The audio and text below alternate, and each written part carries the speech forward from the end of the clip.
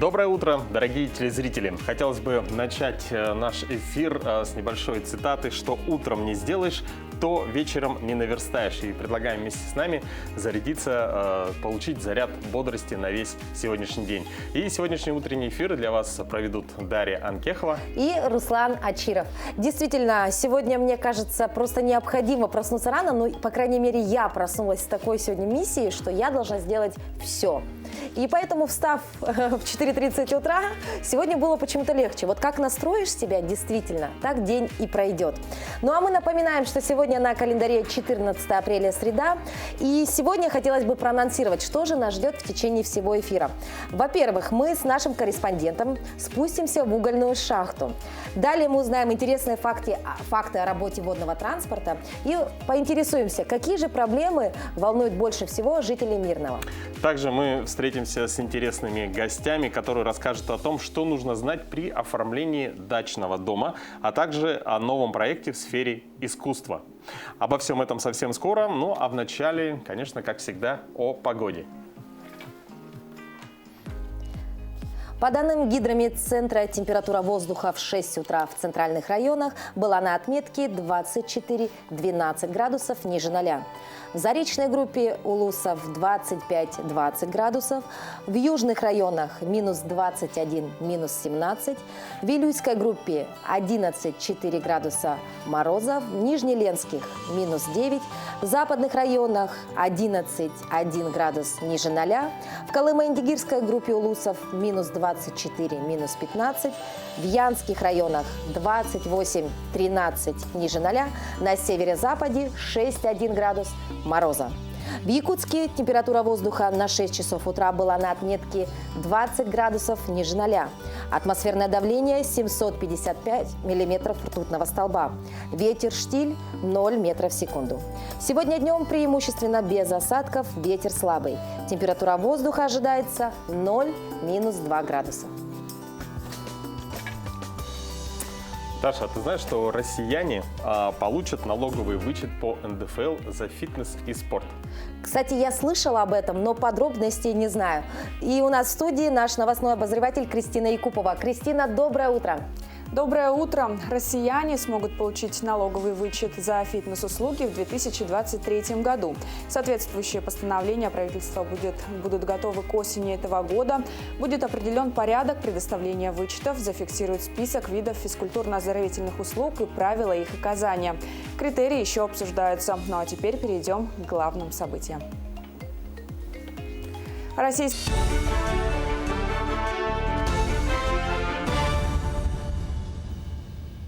Российская авиакомпания будет выполнять рейсы в Турцию и обратно. В период с 15 апреля по 1 июня Аэрофлот дважды в неделю по вторникам и пятницам организует рейсы в Стамбул и обратно.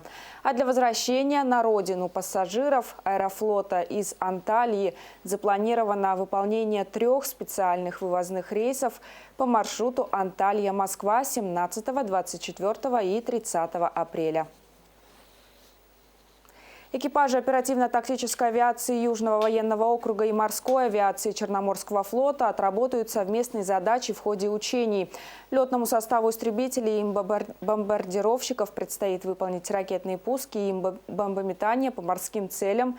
Экипажи должны подтвердить способность выполнения полетов в сложных метеоусловиях, а также полетов на предельно низкой высоте над водной поверхностью. Кроме того, летчики 2 объединений выполнят задачи по сопровождению корабельных ударных групп и действиям в составе разведывательных ударных комплексов при обеспечении безопасности в акватории Черного моря.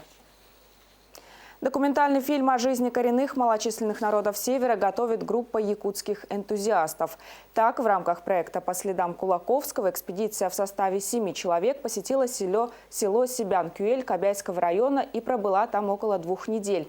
Энтузиастам удалось получить уникальные кадры жизни оленеводческого стада и старожилов села, а также запечатлеть нетронутую красоту местной природы. По словам руководителя экспедиции, цель проекта в том, чтобы сохранить и популяризировать культуру малочисленных народов Севера. Экспедицию удалось совершить благодаря поддержке Национальной библиотеки республики, СВФУ и администрации Кобяйского района.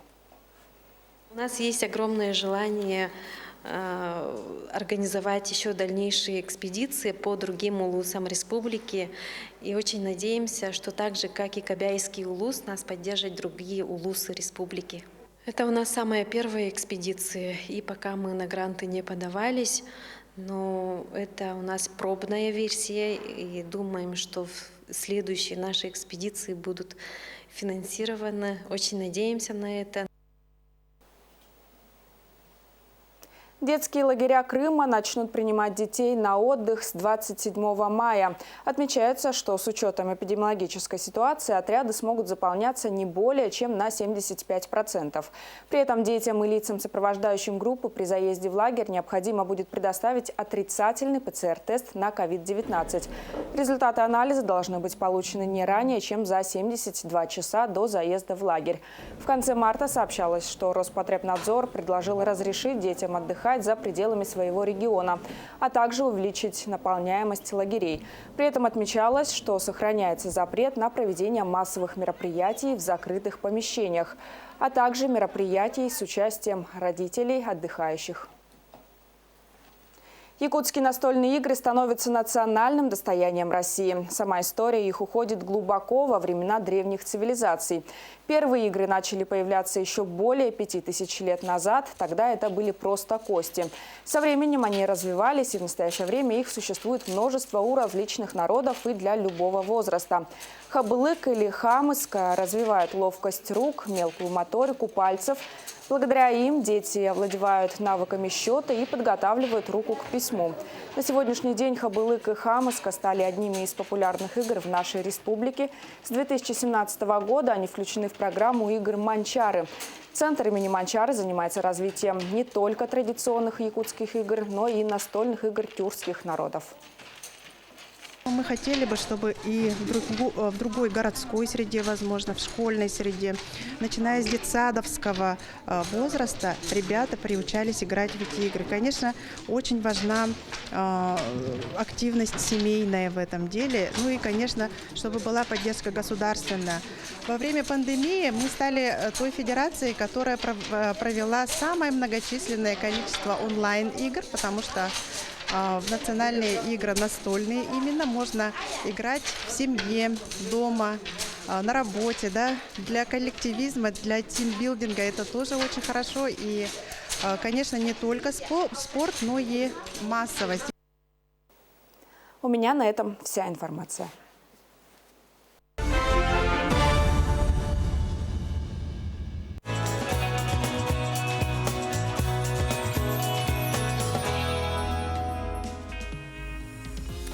Спасибо, Кристина. И мы всем желаем доброе утро. Не забывайте, что сегодня вы можете порадовать своих близких, отправив поздравления, если, например, у кого-то день рождения или какое-то важное событие, на наш WhatsApp номер 8 914 273 44 88. И мы, конечно, зачитаем ваши поздравления в прямом эфире. А также не забываем про то, что у нас есть рабочая инстаграм-страница, куда вы можете отправлять свои предложения, идеи, вопросы, возможно, свои фотографии, либо, может, поделитесь своими такими положительными утренними эмоциями, и, возможно, у вас появится шанс вот так проявить себя в нашем прямом эфире. А почему бы нет? Ну что, Руслан, как мы уже озвучили, да, у кого-то утро начинается, рабочее утро начинается в 9 утра, кто-то просыпается в 7, но есть такие профессии, у кого, знаешь, рабочее время не прекращается ни днем, ни ночью. Да, действительно. На днях наша съемочная группа побывала в городе Нерюнгри. А, как известно, в Нерюнгри самая уважаемая профессия – это профессия шахтера. И наш коллега Александр Хавренко на несколько часов спустился в шахту, чтобы, конечно же, посмотреть, как работают представители этой профессии. Подробности в следующем сюжете. Можно хоть 100 раз приезжать в город Нерюнгри, но по-настоящему узнать этот город и узнать людей, которые в нем живут, невозможно до тех пор, пока ты не спустишься в угольную шахту. Туда, где добывают главное богатство Южной Якутии – уголь. Как же работают эти люди, в каких условиях они закаляют свои характеры, мы сейчас с вами увидим. Поехали! Работы на угольной шахте идут круглосуточно в 4 смены по 6 часов. Первыми в забой спускаются проходчики. Их задача провести ремонтные и наладческие работы, чтобы коллегам, которые придут за ними, было удобно и, главное, безопасно работать. Иван Бабурин и Сергей Еременко на двоих имеют 30-летний стаж работы в угольных шахтах. На Денисовскую Восточную приехали с Украины и трудятся в бригаде проходчиков. Охотка, уборка. Народка, трубопровода. На первую смену надо вся подготовка, на вторую, третью, четвертую смену, чтобы смены ехали. Кабеля надо давать, шланги, воздух, воду наращивать, вентиляцию. МБУ, чтобы готовые были. Обслуживание комбайна непосредственно, обслуживание машины Джой, непосредственно проверка конвейерной линии, если такая имеется в наличии. Вырубка по забою. И работа по забою Первую смену. Первые 2 поскольку метра получается, поскольку есть возможности. Давно канули в лету те времена, когда шахтерам приходилось вручную прокладывать путь в горных породах. Сейчас эту сложную работу за них делает проходческий комбайн, но и им управляет человек. Непосредственно вот смотрите вы на забой, вот это исполнитель, это сам комбайн, вот это исполнительный орган, на нем корона. Оно все запускается, от электричества работает, так сказать. Вырубается забой, на 1 погонный метр. Потом скачивается товар, вы видели самоходный вагон Джой. Он увозит на ленту, а люди занимаются креплением. Вот анкероустановщики стоят. Вот бурится 4 шпура, подхват, сетка. Все. И так цикл. Вот, метр закрепили, вырубают дальше, поехали. Сколько за смену? По-разному, как техника. 2, 3, 5. Чем больше, тем лучше. Ни работа в темноте и почти по колено в грязи, ни угольная пыль, которая прилипает к коже так, что оттирать ее приходится жесткой губкой даже с лица. Не пугает бывалых шахтеров. Сложности вызывают другие, более земные вещи. Организация коллектива, вот это самое сложное. Это самое ужасное. Коллектив сбить, и все нормально будет. А так сложного ничего. Тяжело собрать хороший коллектив. Годами собираются хорошие бригады. Вот это самое тяжелое. Но у вас уже собрано? Почти. Относительно, да. Те, что остались, да. Есть коллектив хороший. Соберем, все равно будем работать. Потому что надо зарабатывать, как ни крути. Надо продвигаться вперед, вперед, вперед и только вперед. Изо дня в день сотни шахтеров спускаются под землю, где проводят по 6 часов. С одной только целью – дать стране угля. Александр Хавренко, Захар Головин, Нерюнгри. Думаю, шахтерам с такой сложной физической работой делать зарядку не обязательно. Ну а всем остальным это необходимо, особенно у кого сидячая работа. Мы вам очень этому советуем. Ну и самое время перейти к нашей любимой зарядке. Доброе утро! Меня зовут Воронцов Андрей, я мастер спорта по греко-римской борьбе. Сегодня я проведу для вас утреннюю зарядку. Первое упражнение – наклоны головой. На раз вперед, 2 назад, 3 вправо, 4 влево. Раз, 2, 3, 4. Следующее упражнение – плечевой сустав. Руки к плечам, круговые вращения в плечевом суставе. Вперед. То же самое назад. Руки в стороны, ноги на ширине плеч. Вращение в локтях вовнутрь, наружу. Дальше разомнем таз. Для этого круговые вращения тазом в правую сторону как можно глубже, и плечи остаются на месте. Плечи не двигаются, двигается только таз. Также в правую сторону и в левую сторону. Чтобы доразмять поясничный отдел, сделаем наклоны к правой ноге, в середину, к левой ноге. И прогнуться также к правой, в середину, к левой. Махи ногами. Правой ногой к левой руке, левой ногой к правой руке. Махи ногами вперед. Также махи назад. Это была утренняя разминка от меня. Всем хорошего настроения, здоровья, успехов. Помимо зарядки, специалисты предлагают, советуют начинать день с полезной еды. Даш, сейчас много говорят о суперфудах. Ты знаешь что-нибудь об этом? Нет, я знаю фастфуд. Это я знаю и очень люблю, признаюсь. Ну а что такое суперфуд, слышу впервые. Ну, мы предлагаем узнать поподробнее, что это в нашей следующей постоянной рубрике «Советы доктора». Доброе утро! Что такое суперфуды? К суперпродуктам смело относим практически все овощи и фрукты, а также ягоды и зелень, цельные зерна, семена, водоросли, травы и коренья. Все продукты, у которых выражен горький и кислый вкус, вкус горечи. Главное, чтобы суперпродукты были органические, то есть выращены без применения химических удобрений, гормонов роста, антибиотиков, а также необработанными ими впоследствии при хранении. Они должны быть в свежем или замороженном виде, а также высушенные при температуре не выше 40 градусов. Исключение – это бобовые. Их можно отваривать лучше на пару. Остальные бобовые – нут, чечевица, фасоль, горох – лучше использовать в свежем виде, то есть пророщенном. В состав суперфудов входит в большом количестве аминокислоты, белки, микроэлементы, клетчатка, антиоксиданты. При регулярном их употреблении нормализуется артериальное давление и работа всех органов и систем. Снижается уровень холестерина и сахара в крови. Повышается иммунитет. Выводятся токсины и шлаки из организма. Как же употреблять суперфуды? Прежде всего, необходимо знать, нет ли у вас аллергии на этот продукт. Также рекомендуется употреблять в строго рекомендуемых дозах, потому что превышение рекомендуемых норм может негативно сказаться на организме. Лучше всего суперфуды употреблять в качестве приправ или добавки к основным блюдам. Если у вас имеются хронические заболевания, лучше проконсультироваться с лечащим врачом. Питайтесь разнообразно и сбалансировать, чтобы приумножать свое здоровье. Ну, я думаю, после таких советов доктора ваш организм будет здоровым, чистым. Ну, а если у вас есть автомобиль и как его содержать в чистоте, я помогу в этом сам, потому что тоже сам являюсь автолюбителем. Давайте посмотрим в следующем сюжете. Полезный совет. Если вам не понравилось, как вас постригли, то подождите месяц и постригите заново. Ну а кроме шуток, следующий лайфхак. Друзья, если у вас есть автомобиль, то вы, думаю, постоянно, так же, как и я, сталкиваетесь с проблемой поддержания чистоты в салоне. Например, на своем опыте могу сказать, что потихоньку в салоне собирается мелкий мусор.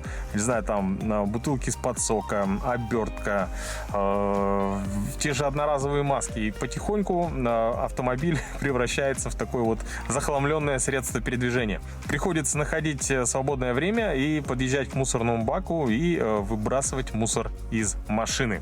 Для поддержания чистоты в салоне нам поможет вот такое вот небольшое мусорное ведро. Стоит оно около 300 рублей. Ну и, конечно, мусорный пакет. У мусора есть очень уникальное свойство, он очень быстро накапливается. Вот, допустим, взять даже упаковку от тех же мусорных пакетов. Все, и все остальное вот так вот. Мелкий мусор.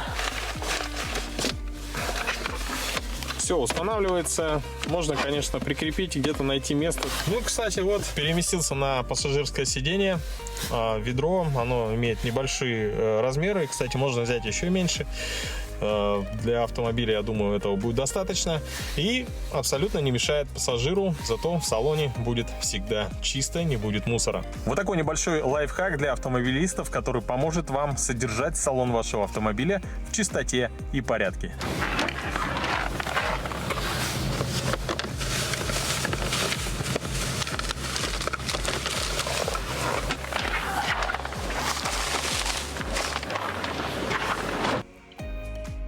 Ну что, я думаю, что этот совет, возможно, кому-то пригодится. Содержите свой автомобиль в чистоте. Ну а многих владельцев жилых и садовых домов также интересует, как же правильно зарегистрировать строящийся дом, либо уже имеющийся на этом участке. Такая, знаете, вроде бы мелочь, но реально это волнует многих, кто планирует, либо кто уже имеет эти дома, тем более весной. Да, но о том, как это правильно делать, мы обсудим с гостем в нашей студии. Аналитик аналитиком отдела внедрения и сопровождения услуг Центра «Мои документы» Айталиной Родиной. Доброе утро, Айталина. Доброе утро. Здравствуйте. Расскажите, пожалуйста, какой сейчас действует порядок оформления прав на жилые и садовые дома? Для жилых и садовых домов установлен уведомительный порядок оформления прав, когда застройщик подает уведомление о начале и об окончании строительства. В ответ получает уведомление о соответствии параметров планируемого соответствия.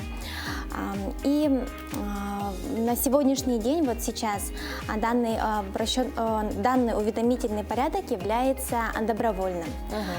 То есть после окончания строительства можно не подавать данные уведомления о начале и об окончании строительства и таким образом оформить свои права. Данный упрощенный порядок будет действовать до 1 марта 2026 года. А вы можете более подробно рассказать об этом упрощенном порядке?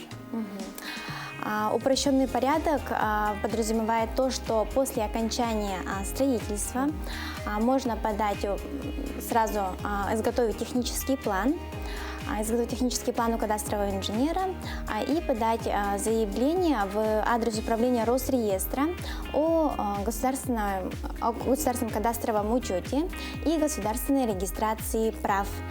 При этом необходимо будет приложить технический план, который был изготовлен у кадастрового инженера, и оплатить государственную пошлину за государственную регистрацию прав в размере 350 рублей.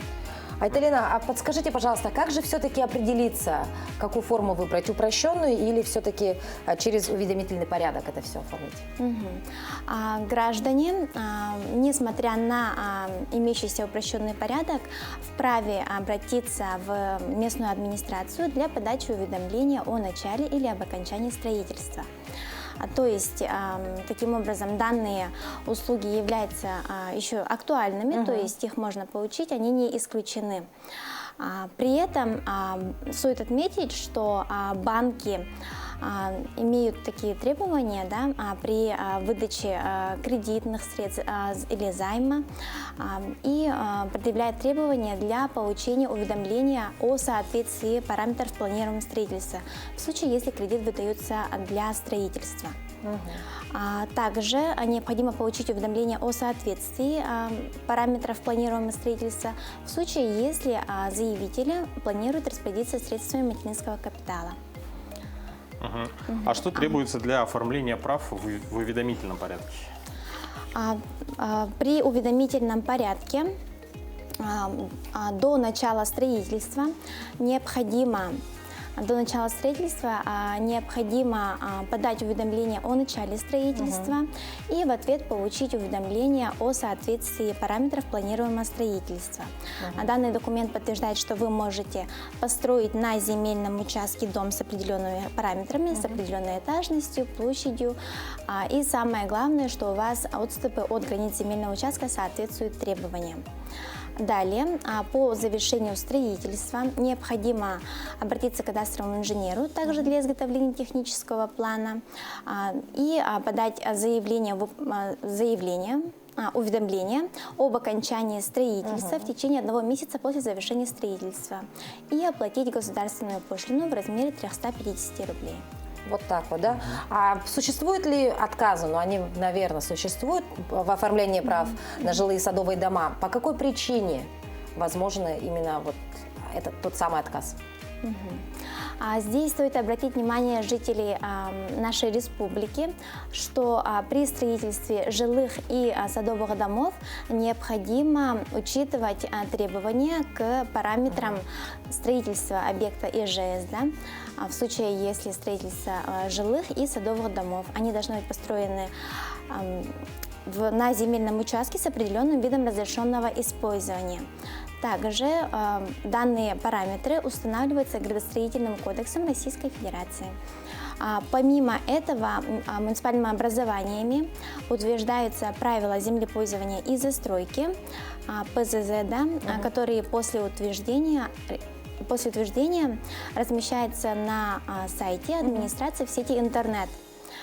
То есть в случае, если вы подаете по упрощенному порядку, в любом случае требуется соответствие данных параметров. То есть, когда вы будете направлять заявление на регистрацию, на государственный кадастровый учет и регистрацию права, одновременную процедуру, в этом случае орган проверит соответствие данным требованиям.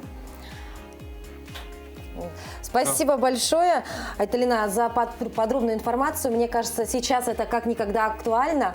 Мне кажется, ваши советы обязательно пригодятся нашим телезрителям. Мы желаем вам хорошего дня, позитивного настроения и удачи в вашей работе. Спасибо большое. Спасибо вам.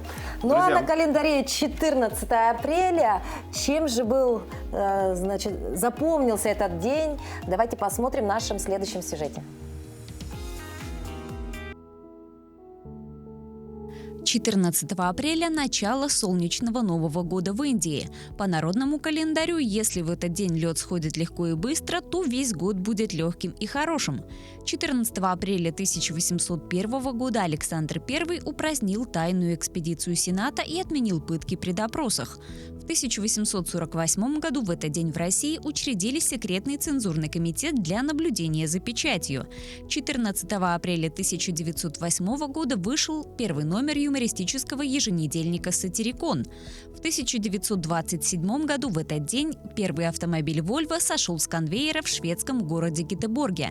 14 апреля 1929 года в Монте-Карло провели первый Гран-при Монако, один из самых сложных и престижных этапов гонки Формулы-1.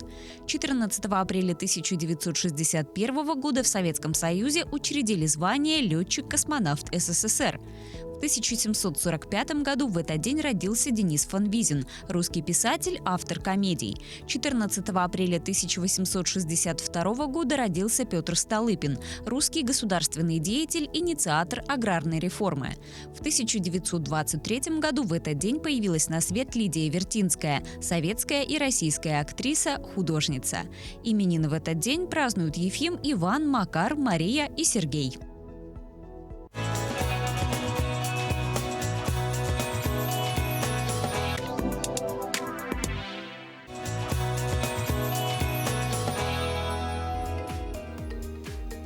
Наш утренний эфир продолжает рубрика «Якутия. 20 лет в 21 веке».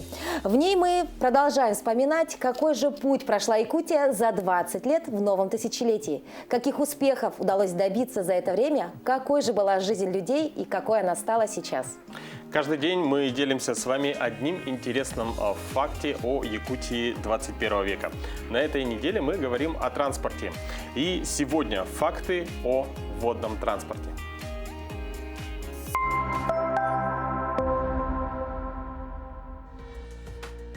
Реки Якутии – это транспортные артерии. Больше половины грузов в нашей республике перевозят по водным путям. Грузовые суда доставляют в отдаленные и арктические регионы продукты, технику, те необходимые для жизни товары. За последние 15 лет по рекам Якутии перевезли более 46 миллионов тонн грузов и более 4 миллионов пассажиров. Летом речной транспорт – единственный способ добраться до многих районов. Поэтому в Якутии действуют социальные речные маршруты с льготными ценами. С 2010 года количество перевезенных пассажиров на таких маршрутах выросло больше, чем в 2 раза – до 21 тысячи человек. В планах развитие Жатайской судоверфи. К концу года она начнет работу после реконструкции.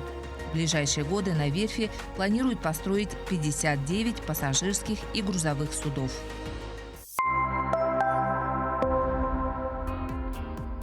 Еще один интересный факт в цифрах. Более 1 миллиарда 700 тысяч рублей выиграли россияне в лотерее только за 3 месяца этого года.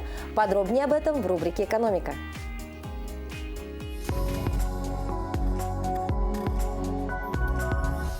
За первые 3 месяца текущего года 217 клиентов Почты России выиграли в лотерее 1 миллион и более рублей. Такое число лотерейных миллионеров в 3 раза больше, чем в прошлом году, сообщили в пресс-службе компании. Самый крупный выигрыш забрал житель Тамбовской области – 3 миллиона рублей. Всего же клиенты Почты выиграли за этот период 1 миллиард 700 миллионов рублей, купив почти 11 миллионов лотерейных билетов. Почта России – это один из крупнейших партнеров лотерейного агрегатора 100 Лото по продаже лотерейных билетов. Отмечается, что за прошлый год 34 миллиона купленных в отделениях Почты России лотерейных билетов стали выигрышными и принесли своим обладателям более 5 миллиардов рублей.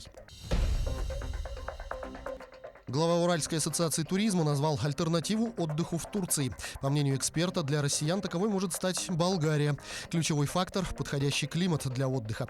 Отмечается, что Египет – это круглогодичное направление, но в летний период оно жарковато. Из европейских стран в Болгарии и мягкость климата, и наличие большого номерного фонда.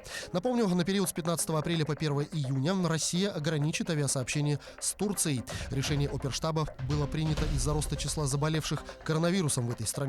Руководитель Роспотребнадзора Анна Попова отметила, что больше всего мутировавших штаммов COVID-19 завезено в Россию именно из этой страны.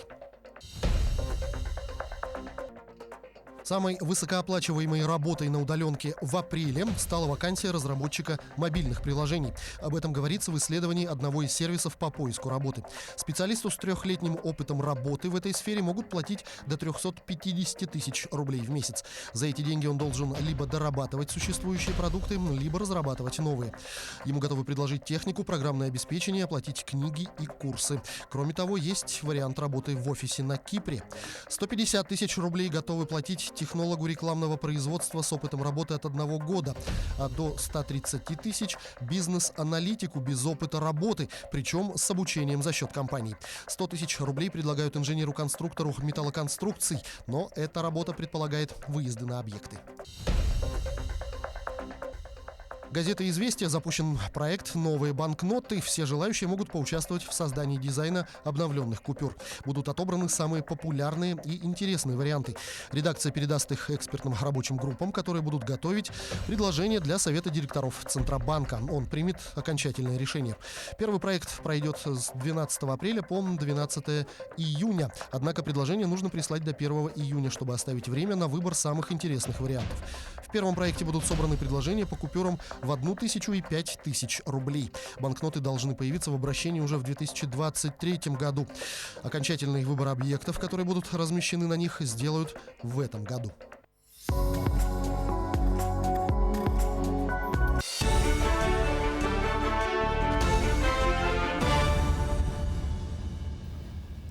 Туроператоры заявили об увеличении продаж туров в регионы в связи с программой кэшбэка. Это не только Краснодарский край и Крым, это вся география от Калининграда до Владивостока. Третий этап программы туристического кэшбэка стартовал 18 марта и продлится до 15 июня. Отправиться в поездку можно до 30 июня. При этом приобрести можно как пакетный тур, так и только проживание или круиз. Возврат за путешествие составляет 20% от стоимости поездки, но не более 20 тысяч рублей. Оплатить поездку следует онлайн-картой МИР, зарегистрированной в программе лояльности данной платежной системы. Кэшбэк будет осуществлен автоматически на эту карту в течение 5 дней. Правительство продлило упрощенный порядок регистрации безработных. Возможность дистанционного режима работы центров занятости продлили до 31 июля этого года. Временный порядок определяет, что для регистрации в качестве безработного гражданину не надо посещать центр занятости населения. Достаточно заполнить заявление и анкету на сайте «Работа в России» либо на едином портале госуслуг. При этом все необходимые справки автоматически запрашиваются в рамках системы электронного межведомственного взаимодействия. Власти республики выделили более 260 целевых мест на подготовку медиков в вузах и учреждениях профобразования в 2021-2022 учебном году в рамках нацпроекта здравоохранения. Об этом сообщил заместитель министра образования и науки региона Михаил Присяжный. Общее количество целевых мест в региональных вузах и учреждениях профобразования в этом году составляет 986 по всем уровням образования. На подготовку медиков предусмотрено 264 целевых места. В 2022 году в Вилюйском Улусе будет введен в эксплуатацию новый больничный комплекс, отвечающий всем современным требованиям. В объекте будут работать хирургическое и акушерское отделение с операционными залами, также реанимация и клиническая лаборатория. В данное время идут работы по строительству. Сейчас ведутся работы, кладка перегородок внутри хирургического блока, хирургического отделения. И на крыше парапеты устраиваем. И на улице строим крыльца, бетонные крыльца начинаем строить. Погодные условия не мешают. Вот в апреле месяце вроде пошла на потепление. Но если там вечером холодно, добавляем химдобавки. соответствующим образом по технологии. Участие в акции «Тотальный диктант» в этом году приняли 675 198 человек. Из них 90 тысяч участников писали диктант в привычном офлайн формате. Более полумиллиона человек выбрали формат «Пишем дома» и посмотрели онлайн-марафон или написали диктант онлайн. Так, в 59 странах и 732 городах организовали более 2800 площадок, на которых участники написали диктант офлайн. В Якутске на тотальный диктант пришли 1392 человека. По всей Якутии в акции участвовали 8055 человек. Напомню, 18-й по счету диктант прошел 10 апреля. Его столицей в этом году стал Якутск. Автором текста диктанта стал российский писатель Дмитрий Глуховский.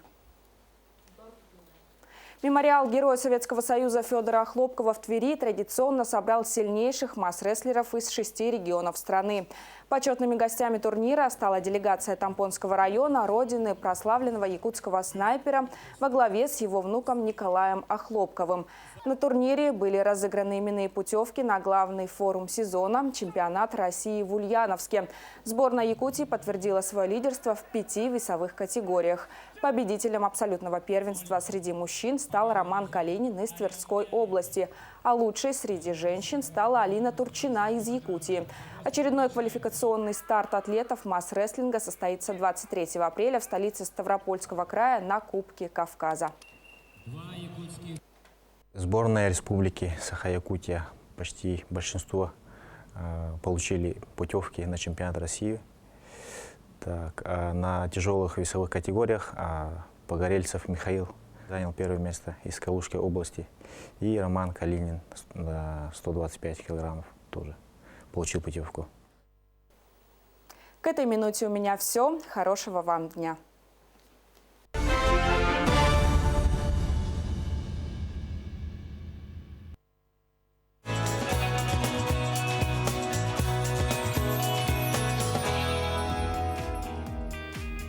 Мы продолжаем «Утро Якутии» и позвольте прочесть сообщение от наших телезрителей.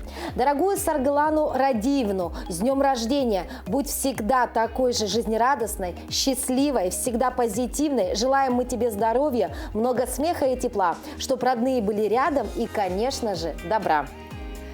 Замечательное поздравление. И, друзья, в стране ужесточают правила выгула собак. А в некоторых регионах разрешается выгуливать собак только в специально отведенных местах. Ну а что делать, если таких площадок мало? Действительно, такая проблема существует не только для владельцев животных, но также для окружающих. Картина ужасающая. Приходится высматривать место, куда ступить, чтобы не угодить на такой подснежник. Я вот сейчас иду вот сама и смотрю. Вот молодой человек прошел с собакой, она порожнилась, хоть бы убрал. Нет, пошел дальше. Очень плохо, конечно. Все, вот, не выйдешь на улицу, сейчас снег вот тает, не выводит. В определенное место собак выгуливать. Определенное место в городе имеется. Расположено недалеко от городского парка. Туда же далеко везти, особенно зимой. Кто поведет 50 градусов туда собаку? Сейчас мы находимся на единственной специализированной площадке для выгула и дрессировки собак. К сожалению, эта площадка пользуется небольшим спросом среди горожан в силу своего места расположения, так как площадка находится, в принципе, на окраине города, можно сказать, прямо около городского парка. Что нас обрадовало, здесь очень чисто. По сравнению со дворами экскрементов от собак очень мало. Еще что нас обрадовало, что оказывается на этой площадке есть такие приспособления, лопаты и совок, которые позволяют владельцам собак убирать за своими питомцами. Ну и, видимо, работники тоже также здесь приходят, дополнительно убирают. И, как мы смотрим, снега почти не бывает, то есть здесь постоянно очищают площадку. Я приезжаю сюда, поскольку у меня есть машина, и я не работающий пенсионер, и поэтому у меня по времени...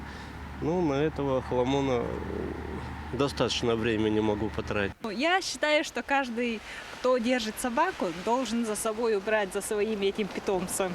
Так лучше, наверное. Почище было бы. Можно было бы где гулять, как с ребенком. Они вот эти какашки. Во дворах до домов да, тоже, где детские площадки, там очень много тоже вот этих. У меня самой 3 собаки. Я всегда за ними убирала, когда я их держала в квартире. А сейчас я их держу на даче.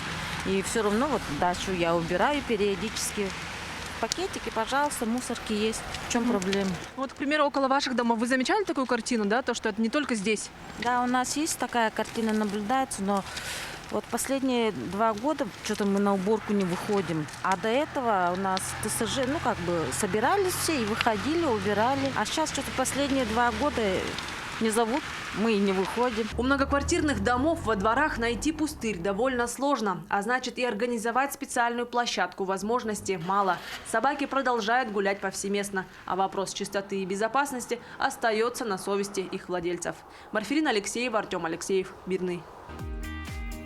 Ну а в следующем сюжете мы предлагаем перенестись вместе с нами в Вилюйск. Одному из самых красивых достопримечательностей Улуса было присвоено имя первого профессионального композитора Якутии Марка Николаевича Жиркова. Вилюйчане чтят память о композиторе и проделывают огромную работу по увековечению его имени. Например, 10 апреля, ко дню его рождения, был презентован сборник обработок и переложений вокальных инструментальных произведений на фортепиано. Инициатива создания сборника, это, конечно, принадлежит коллективу Вилюйской детской школы искусств имени Марка Николаевича Жиркова. Композиций ровно 13. Они все разные по характеру. Особенность сборника работы заключается в том, что Марк Николаевич Жирков, он по сути не писал для фортепиано. И вот сейчас предоставилось пианистам уже исполнять его песни, обработанные на фортепиано. На первом этаже нового дворца расположены 2 холла, библиотека с читальным залом, артистические, костюмерные комнаты, бутафорская, мастерская, зрительный зал на 250 посадочных мест с дополнительными посадочными местами на балконах. Уникальность этого дворца состоит в том, что он универсален. В этом зрительном зале можно увидеть такие виды высшего искусства, как опера, балет. Также здесь может играть целый оркестр, а также зрители могут смотреть цирковое представление.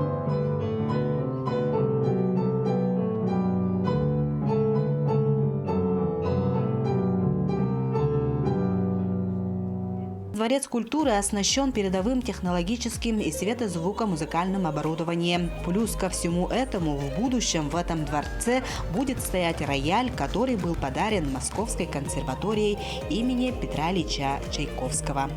Анна Васильева, Иннокентий Колесов, Вилюйский Улус. Головокружение. Отрадно, что не только в столице, но и в других городах и районах Якутии появляются современные, оснащенные дворцы культуры, и якутяне имеют возможность прикоснуться к прекрасному, не выезжая из дома. Кстати, еще один интересный проект в сфере искусства под названием «Так, Якутия» на днях презентует в Якутске. Об этом и не только мы сегодня поговорим с нашим утренним гостем, арт-менеджером Надеждой Зиновской. Надежда, здравствуйте. Доброе утро. Надежда, но мы знаем, что вы родом из Якутии, правильно? Вы родились в городе Ленске. Да. Расскажите немного о ваших корнях и поддерживаете ли вы связь с малой родиной, посещаете, может, ездите периодически? Ну да, я родилась в Ленске. Конечно, я езжу на родину. Наверное, раз в год я точно там бываю. Когда много работы, я бываю там, может быть, дня 3, но мои дети летуют в городе Ленске, да. А подскажите, все-таки сейчас ваша основная площадка деятельности – это столица, да, нашей родины. И вот подскажите, с чем связан новый проект? Вот почему выбрали именно Якутию и призван, что он объединить? Для чего вы продумали этот проект? Если говорить про Москву, то я там арт-бизнесмен, и все проекты, связанные с современным искусством в Москве, являются бизнесом. Якутия для меня сейчас этот проект не является коммерческим. Это единственный проект, которым я занимаюсь в сфере искусства, который для меня не приносит деньги. А наоборот, я вкладываю энергию и силу для того, чтобы помочь якутским художникам, дизайнерам, архитекторам и всем креативным людям научиться зарабатывать на этом деньги. Вот так вот. То есть этот проект призван объединить, да? Нет, этот проект призван, во-первых, встать, подать заявку, сказать: я художник, я хочу зарабатывать на этом, я хочу построить свою карьеру, я хочу выйти в мир. Вот. А в свое время кто вам помог вот так встать и начать свою карьеру? Ведь это достаточно сложно из глубинки, да, так настолько отдаленный населенный пункт вырваться в Москву и заявить о себе. И мы знаем, что вас там знают многие художники и деятели искусств. Кто мне помог? Да. Это очень странный вопрос, потому что я в Санкт-Петербурге училась, я родилась в семье художников, но при этом я больше 15 лет работала генеральным директором, менеджером и занималась развитием чужих бизнесов. В итоге, когда я решила заниматься своим, я как раз на этот момент была в Москве, и, в общем, в принципе, видимо, у меня врожденное чувство предпринимательства, да, и активной позиции. Вы являетесь идейным вдохновителем и арт-менеджером Центра Club Moscow. Он, насколько мы знаем, появился в 2019 году. И за это время какие проекты были реализованы? Ого! Сейчас самые важные. Вы знаете, я вам скажу так, что Клуб Москву на сегодняшний день одна из самых сильных площадок в Москве, представляющая современное искусство. На нашей площадке на нашей площадке 13 галерей современного искусства. Ежемесячно меняется полностью экспозиция на площадке. У нас есть большое выставочное пространство. И мы уже являемся влиятельной структурой, которая может влиять в том числе и даже на законы Российской Федерации, помогающие искусству развиваться. А насколько вот вы считаете, у нас большая кладезь вот таких талантливых людей, на ваш взгляд, да? И вот как бы вы, может быть, как-то их подняли, сказали, призвали, сказали, действуем. Вот у вас есть определенный четкий, наверное, да, план такой в голове? Я уверена, что в Якутии очень много людей. Я уверена, что я найду бриллианты, изумруды, прекрасные рубины в области искусства и креативных индустрий. Я очень хочу, чтобы на это ушло не так много времени, как может, поэтому я собственно, призываю людей отвечать на Open Call. Буквально в пятницу вы увидите подробную информацию. У нас будет много Open Call'ов, образовательная программа. Все это по грантовой системе, то есть это совершенно бесплатно. Мы поможем вам построить карьеру, научим, как делать из этого бизнес. И вы увидите, какие возможности вас ждут не только на локальном рынке, но и в России и мире. Спасибо большое. Мы желаем вам, конечно, успехов. И дай бог, чтобы наши якутские таланты все-таки реализовали себя на мировом уровне. Я думаю, с вашей помощью это удастся. Спасибо вам большое. Ну а в продолжении хотелось бы отметить один тоже достаточно успешный креативный проект. Это фильм «Агент Мамба», который в 2019 году был признан самой кассовой картиной, картиной, которая собрала наибольшее количество сборов. Это около 15 миллионов рублей. Ну а 15 апреля на экраны выходит вторая часть этого фильма, которая повествует о событиях, которые произошли перед событиями первой части. Давайте посмотрим в нашей рубрике «Афиша». Всем доброе утро. Сегодня мы находимся на пресс-показе фильма «Агент Мамба. Трупак». Сегодня первые зрители увидят наш фильм, наше детище. Знаете, аны рэпердер бары скр-пр-р не культурда. Ата бeni хадагай. Куан что? Эмбен стилинг блоктан нада. Бу читарга баралары бейлери туз пистилляхтарна. Хамен надо дехана.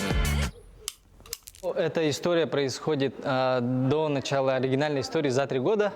Вот, и как бы это показывает и становление банды, и в то же время историю Трупака отдельно.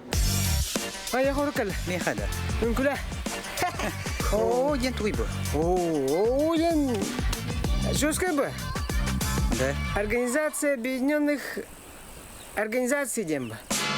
Я хочу, чтобы все зрители, смотревшие оригинальный Мамба, даже тем, кто не смотрел, им, наверное, даже будет лучше, потому что они посмотрят как бы первую часть и как бы продолжение посмотрят уже оригинальный Агент Мамба.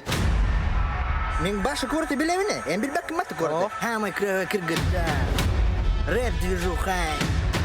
Вот мне продюсер был рэпер. Издуа там, бро. Звезда гнами.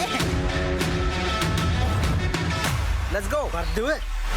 Это криминальная комедия, там будет стрельба, шутки. Короче, тема есть одна. Капуста нормальная. Капуста? Кто? Капуста. Деньги, money, раз. Огонь.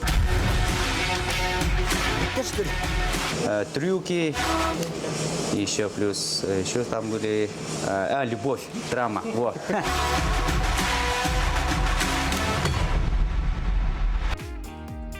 Ну, кстати, я был на пресс-показе этого фильма, мне очень понравилось, поэтому, друзья, если у вас будет время, обязательно сходите на этот фильм. Ну а позволь, Руслан, сейчас передать приветы и поздравления от наших телезрителей. Поздравляем Алексееву Марию Егоровну с днем рождения, с юбилеем. Желаем здоровья, счастья и долголетия. С наилучшими пожеланиями сестра Степанида, племянница Матрена, внучатые племянники Егор и Стеша. Еще одно поздравление у нас, очень много. Дорогую мою сестру Туяру Степанову Егорову из города Вилюйска. От всей души поздравляю с днем рождения. Хочу пожелать крепкого здоровья. Пусть по жизни тебя всегда сопровождают успех. И пусть в твоей жизни будет больше побед. Знай, что всегда можешь рассчитывать на нашу помощь и поддержку. И пусть все твои мечты станут реальностью. Я тебя очень люблю. Твоя сестра Айта. Еще одно сообщение. Доброе утро! Поздравляем брата Илариона Васильевича Лазарева, проживающего в селе Соскалах, с юбилейным днем рождения. Желаем здоровья, семейного благополучия, оптимизма, удачи. Семья Казаковых с Якутска. На этом все, пока. Ну что, друзья, напоминаем, что каждое утро в нашем эфире мы можем зачитывать ваши поздравления. Не только поздравления, но также предложения или какие-то интересные новости, или предложения по сюжетам, которые вы хотите увидеть в утреннем эфире передачи «Утро Якутии». Да, напомним вам наш WhatsApp номер 8 914 273 44 88. Также подписывайтесь на наш Instagram-аккаунт «Утро Якутии». Отлично. Итак, наше время, к сожалению, так стремительно близится к завершению, да, на время нашего эфира. Мы, как всегда, продолжаем, да, анонсировать, что, дорогие друзья, просыпайтесь, выходите на улицы, занимайтесь спортом, улыбайтесь, поднимайте себе настроение и настроение всем своим близким. Ведь весна в самом разгаре, и солнечные лучики радуют нас каждый день. Ну и мы, кстати, следующим сюжетом хотели бы анонсировать также ваше участие. Вы можете принять участие в наших эфирах, прямо в прямом смысле этого слова. Все, что вам нужно сделать, это заснять первые солнечные лучи. Но об этом чуть-чуть попозже я расскажу. Ну а сейчас давайте мы посмотрим на восход солнца, запечатленный в горах Тампонского района. Пусть он зарядит вас энергией, силой и придаст бодрости и поднимет настроение.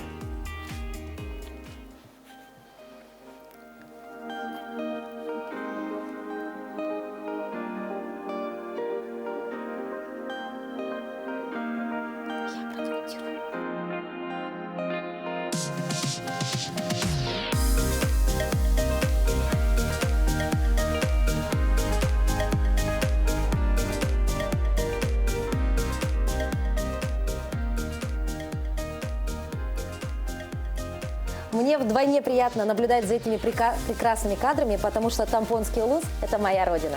Друзья, отправляйте свои короткие видео первых лучей солнца на наш WhatsApp номер, и самые лучшие работы попадут в эфир. До новых встреч!